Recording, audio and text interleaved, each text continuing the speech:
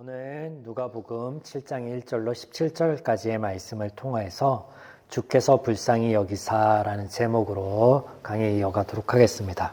오늘 본문에 등장하는 두 이야기는 모두 갈릴리 지방에서 있었던 일에 대한 기록입니다.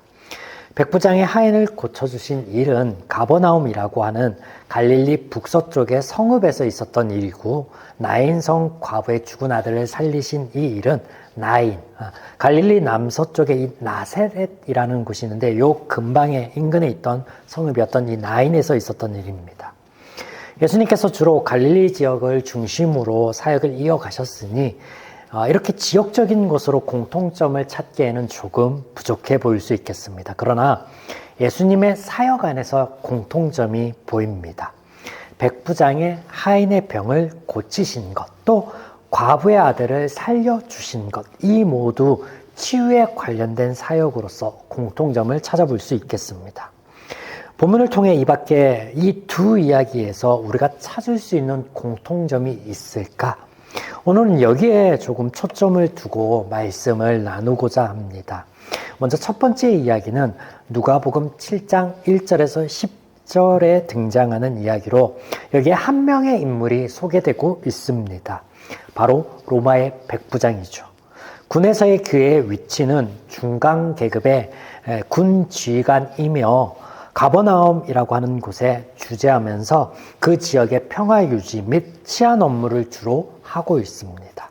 그런데 특이하게도 이 인물이 유대 백성들의 존경과 사랑을 받고 있다라는 것이죠. 이 점이 특이하다라고 한 것은 대부분의 경우에 지배계층은요, 지배계층에 있는 권력자들은 피지배계층의 지역민들에 대해서 좋지 않은 이미지를 많이 갖고 있다라는 거예요. 그들을 하대하는 경우가 많기 때문이겠죠. 그런데 그는 달랐다라는 것입니다. 유대 백성들의 존경을 받고 사랑을 받았다라는 거예요.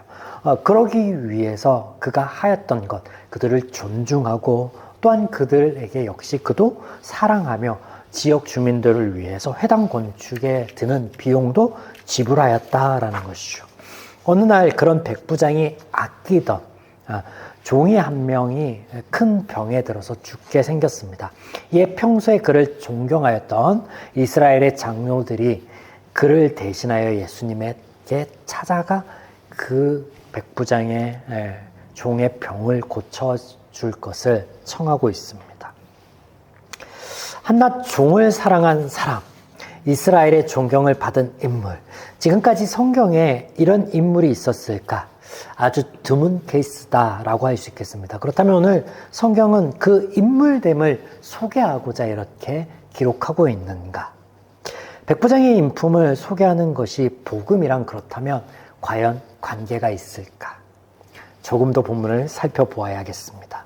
7절, 예수께서 함께 가실새에 이에 그 집이 멀지 아니하여 백부장이 벗들을 보내어 이르되 주여 수고하시지 마옵소서. 내 집에 들어오심을 나는 감당하지 못하겠나이다. 8절, 나도 남의 수하에 든 사람이요 내 아래 병사가 있으니 이더러 가라 하면 가고 저더러 오라 하면 오고 내 종도로 이것을 하라 하면 하나이다. 예수께서 들으시고 그를 놀랍게 여겨 돌이키사 따르는 무리에게 이르시되 내가 너희에게 이르노니 이스라엘 중에서도 이만한 믿음은 만나지 못하였노라 하시더라. 자, 예수님께서 백부장에게 보신 믿음이라고 하는 이 실체는 과연 무엇일까? 사실 이 대목을 우리가 전에 말씀을 나누면서 한번 언급하였던 적이 있습니다. 적어도 우리가 정의하고 있는 믿음, 이 믿음이 죄 문제가 해결되기 전이었던 이스라엘에게서 또 오늘 백부장에게서 찾았던 그 예수님이 말씀하셨던 믿음하고는 다르다라는 거예요. 누가복음 5장에서도 예수님 앞에 나왔던 나병 환자에게서도 또 군중들이 너무 많아서 중풍병자를 예수님 앞에 데려올 수 없음에 지붕을 뜯고 그 밑으로 내려보냈던 그 친구들에게서조차도 예수님께서는 그들에게 믿음을 보았다라고 말씀하시는데 이 믿음은 뭐냐? 결론, 믿음은요 능히 예수께서 병을 고칠 수 있겠다라는 확신입니다. 더 엄밀히 말하면 바램입니다. 그래서 복음을 믿는, 예수를 그리스도로 하나님의 아들로 믿는, 십자가에서 우리의 죄를 사하고 구원하였다라는 그런 종류의 우리가 알고 있는 믿음은 아니다라는 거죠. 왜냐하면 그 일이 있기 전이었으니까. 그 사람들에게서 하신 말씀이었으니까. 자, 이해가 되시죠? 성경 안에 이 이야기가 우리에게 전하는 것은 백부장의 인품이 아닙니다. 죄가 관영한 세상 속에 그래도 가끔은 사람다움을 잃지 않는 이들이 더러 있었습니다. 역사 안에서도 있었죠. 우리나라 조선시대 하면 떠오르는 인물, 적어도 2명은 있었잖아요. 세종대왕과 또 백성들과 나라를 사랑하였던 이순신 장군. 네, 그들에게도 있었습니다. 물론 하나님의 치유와 구원의 은혜가 이스라엘 장로들이 말하고 있는 자격 요건도 안 됩니다. 그렇다면 은혜가 아닌 거죠. 그의 인품을 보고 그의 어떤 그 베풀었던 어떤 온정을 보고 그것을 근거로 예수님께서 은혜를 베푸셨다, 복을 내리셨다 하면 이게 은혜가 아닌 것이죠. 복이 아닌 것이죠. 값이 없는 것이 은혜인데 값이 있잖아요. 하나님께서는요, 그런 것들을 보고 역사하지 않으십니다. 성경에서는 오로지 딱 못 박아서 죄인이다. 나면서부터 그가 생각하고 그 속에 가득한 것은 오직 죄뿐이다. 그렇게 말씀하시지 그 중에 복을 받은 사람이 있다. 그런 말씀 하신 적이 없습니다. 제가 여러 번 강조하는 대목이죠. 네. 또한 그의 믿음에 관한 것도 아닙니다. 이런 믿음이란 전에도 언급하셨던 적이 있기 때문이죠. 네. 우리가 알고 있던 그 믿음이 아니었습니다. 그렇다면 정작 이 이야기에서 우리가 무엇을 우리에게 말씀하고 우리가 볼 수 있느냐? 한 가지입니다.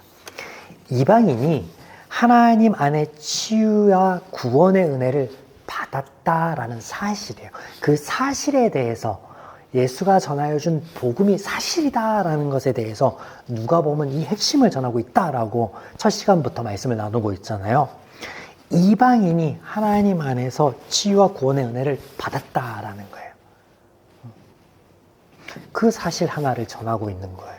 자, 다음 이야기를 보겠습니다. 예수님께서 나인성에 이르렀을 때 장례 행렬이 성으로부터 나오는 것을 보십니다. 자, 이스라엘의 장례 문화를 보면 예전 우리 조선시대의 풍습과 흡사함을 알 수 있는데요.